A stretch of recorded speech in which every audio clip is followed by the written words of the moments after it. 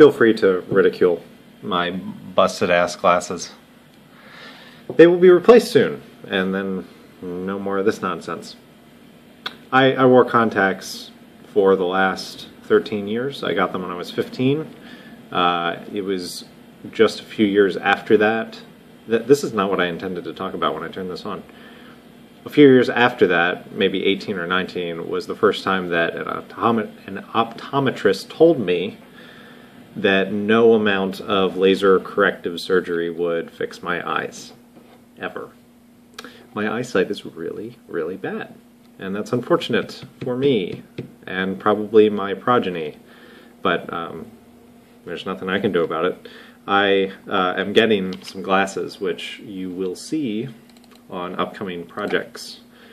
I'm getting my game of Civ 5 started. As my continued self-improvement goes on, I'm totally slacking on exercise, but it's because I'm totally doing other stuff. We're getting an exercise machine. Someone is giving us one, a bike, which as soon as that is here, it'll be much easier for me to self-motivate, because I won't have to like put an exercise video up on YouTube and like put my yoga mat out on the floor. It's a very strange process, like pretending that I have a gym at home, which I don't. I need a bike or a machine or something so it's just like, oh, I spent 45 minutes on the bike. That's easy, right? But one of the things that I'm trying to do is be more active on all of the things that I, used to spend all my time on, including this. I feel like I've been doing this almost as much as I want to. Like, I feel like I need to add like one more a week on average, and that will take care of it. The other thing I'm doing is using the Twitters. Twitter has definitely emerged as my social media of choice, the way that I like to connect to people, the way that I like to follow people. It's the easiest way to do everything that I want to do on the internet with my communication. So, that being said, tomorrow Carter and I will be recording the feedback episode of This Podcast Broke the Internet. You and Carter have a podcast? Yeah, I know. I've only talked about it like 18 times. We have a Twitter account for the podcast that no one is following. Ricari is the only person following us, which is cool because I like that kid and I'm glad that he's still around. But where are the rest of you? It's not like you need to interact with the account. We just want someone to follow it so that every day when I post a funny tweet, you can see it. And weekly, there will be a reminder that, oh, there's a new episode up. Or, oh, there's a new video on YouTube of all of our outtakes. So please, if you would, go follow the account. And then if you really like us, we still do not have the 10 required votes in the iTunes store in order to appear with a rating, which is significantly hurting our chances of succeeding on iTunes. So, if you go to the iTunes page, which the Twitter account and the page will be linked in the Humsy Hoozy, go rate our podcast. I don't think you have to write a review. I think you can just pick, 1 to 5 stars. But that does mean that you have to have an Apple ID, which, come on, it's 2014. It's not going away. Just do it. That's pretty much it. As previously hinted, there is stuff in the works. It's happening. I swear it's happening. I'm not just leading you along. There is a thing happening. Some people already know what's happening because I've talked to them about it. So it will happen. I need a significant amount of momentum and some dry runs. And then once it's ready, it will happen. And you will see it happen, and it will continue to happen. What is Sean talking about? You'll see. You'll see very soon.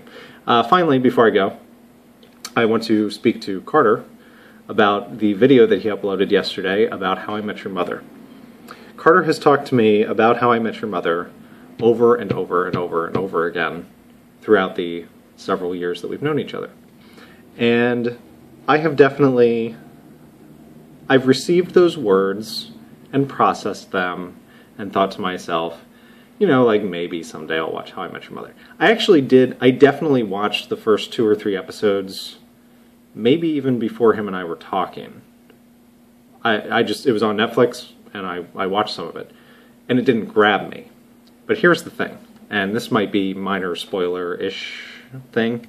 So if you care, don't listen. Go away. Carter is one of the fans who has been following the show forever, and therefore knows that it is possible now, and the fans like talking about this. Sorry, I'm going to get my game started. That something happens to the mother.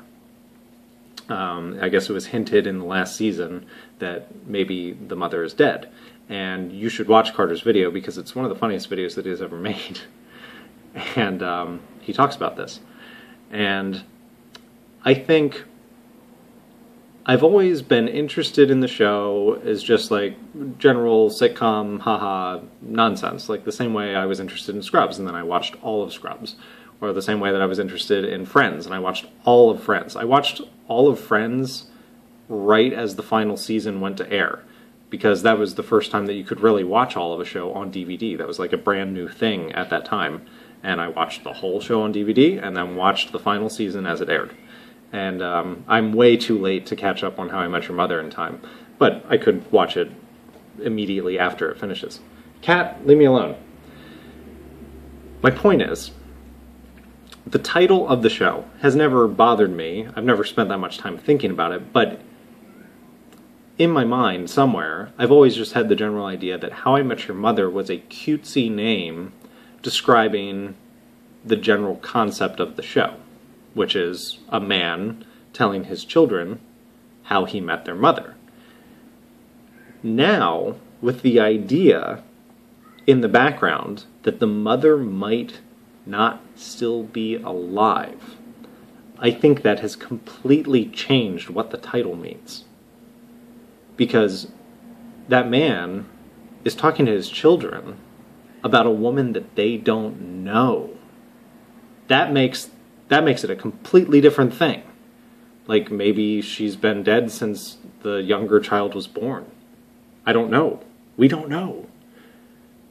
So that takes that cutesy title that I always just assumed I knew what it meant and changes it into something completely different.